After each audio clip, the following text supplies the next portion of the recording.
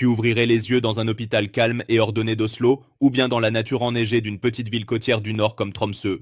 La sérénité de ta mère te prenant dans ses bras, enveloppée dans une couverture, et le regard de ton père vers les montagnes couvertes de neige à travers la fenêtre, formeraient les premières images de ta vie.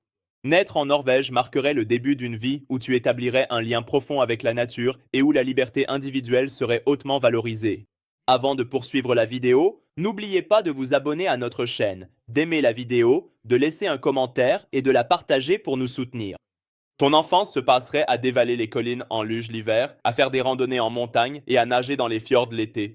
Tu aurais intériorisé dès ton plus jeune âge le friluftsliv, c'est-à-dire l'art de vivre en plein air, qui fait partie intégrante de la culture norvégienne. Parmi les choses que tu apprendrais de ta famille, il y aurait l'idée qu'il n'existe pas de mauvais temps, seulement de mauvais vêtements.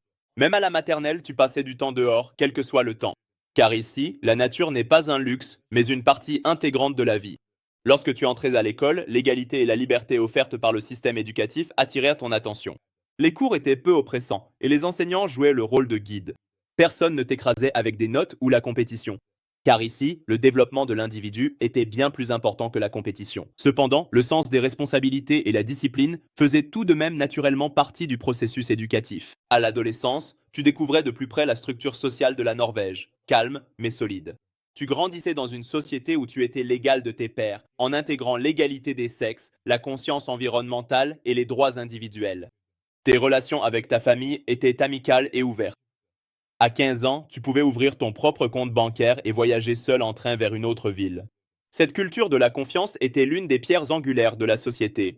Pendant ta jeunesse, les hauts standards de vie de la Norvège facilitaient ton quotidien. Mais tu pouvais aussi faire l'expérience du sentiment de solitude propre aux pays nordiques. Les gens étaient aimables mais distants. Nouer de nouvelles amitiés pouvait prendre du temps. Mais les liens qui se formaient étaient généralement solides.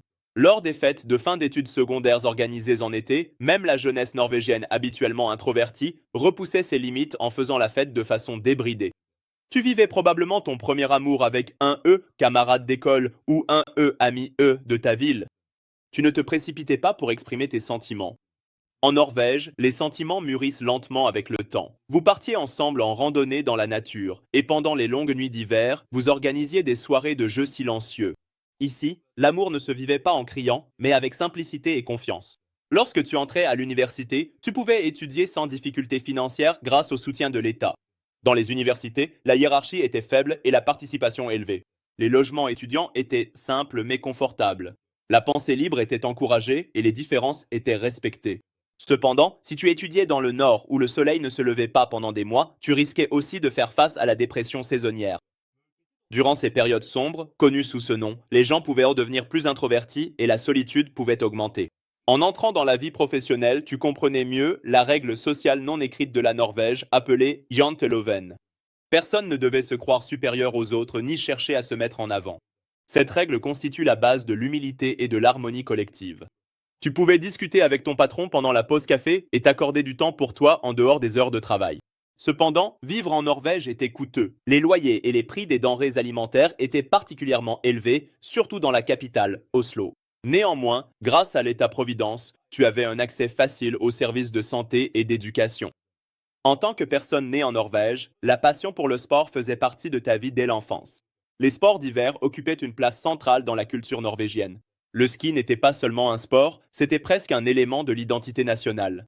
Le football était également très répandu parmi les jeunes. Tu suivais les matchs de clubs comme Rosenborg BK et tu rejoignais les foules rassemblées devant les écrans pour soutenir l'équipe nationale lors des grands tournois.